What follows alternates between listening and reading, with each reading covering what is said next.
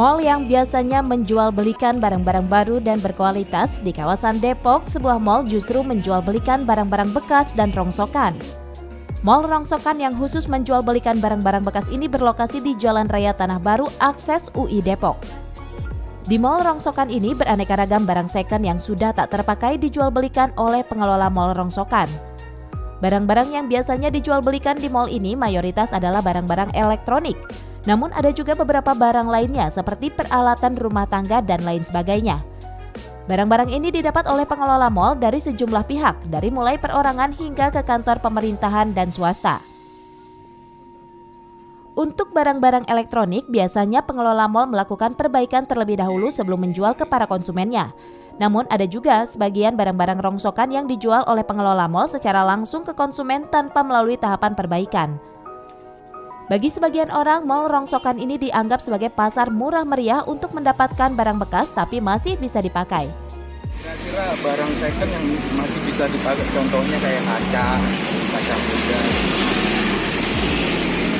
Menurut Bapak, apa sih mal rongsokan ini membantu konsumen untuk mencari barang yang diperlukan orang-orang? Ya membantu karena orang-orang kan butuh yang dibutuhkan seperti yang barang bekas yang bisa dipakai lagi. Menurut Bapak harganya gimana sih di mal rongsokan ini? Ya lumayan bisa terjangkau.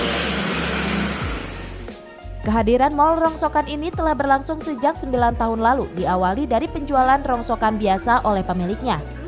Seiring semakin meningkatnya penjualan barang-barang tak terpakai dan terus didatangi oleh para pembeli, sang pemilik lapak rongsokan pun kemudian mengembangkan usahanya dan memberikannya nama menjadi mal rongsokan.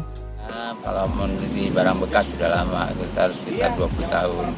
Tetapi nama mal rongsokan ini saya buat baru 9 tahun yang lalu.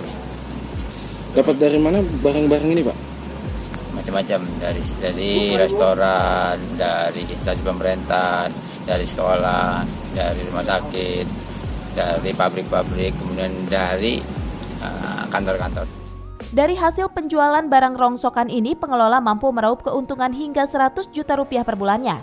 Keuntungan tersebut sangatlah fantastis jika dibandingkan dengan mengelola bisnis lainnya. Ya langsung saya jual, kecuali televisi saya reparasi dulu. Oh gitu. Mengapa Bapak memilih membuka usaha mal rongsokan ini, Pak? Karena saya bisa semua bisa, terus mau ngapain lagi, ya udah dagang rongsokan aja. Boleh tahu nggak sih Pak penghasilan per bulan dari penjualan barang-barang ini? Kalau penghasilan per bulan rata-rata itu sebulan kurang lebih 100 juta. Membuka usaha seperti ini memang kerap kali tak pernah terfikirkan oleh sebagian orang. Namun ternyata lahan usaha ini mampu mendatangkan omset yang sangat fantastis yang tak pernah terbayangkan oleh sebagian orang. Dari Depok, tim liputan melaporkan.